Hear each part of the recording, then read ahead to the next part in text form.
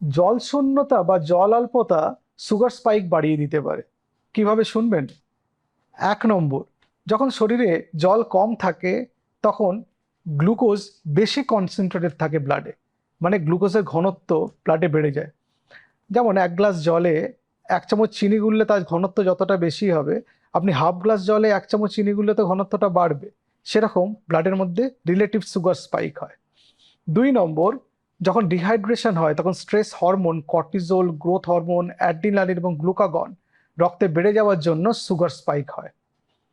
3 নম্বর, আমাদের যখন শরীরে জল কম থাকে কিডনির ওয়াটার ফিল্ট্রেশন এবং তার সঙ্গে দ্রবীভূত জিনিসের ফিল্ট্রেশন কমে যায়, এবং যখন ইউরিন প্রোডাকশন কম হয় সেখান থেকে গ্লুকোজও বেরিয়ে যাবার সুযোগ কম পায়।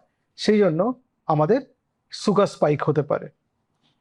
আর 4 নম্বর, যখন শরীরে জল শূন্যতা বা জল অল্পতা থাকে ইনসুলিন এফিসিয়েন্টলি কাজ করতে পারে না। মানে আপনার শরীরে জল যখন কম থাকে, রক্তের ঘনত্ব বা রক্ত চলাচলের সমস্যা কিছু হওয়ার জন্য ইনসুলিন প্রপারলি কাজ করতে পারে না।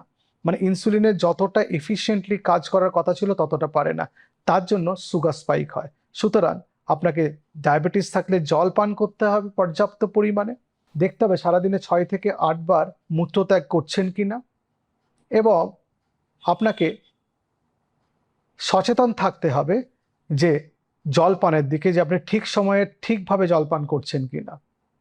যাদের কিডনি বা হার্টের সমস্যা আছে, জল পানে কিছুটা রেস্ট্রিকশন আছে, তাদের ডাক্তারবাবু যতটা জল পান করতে বলেছেন ততটাই জল পান করবেন।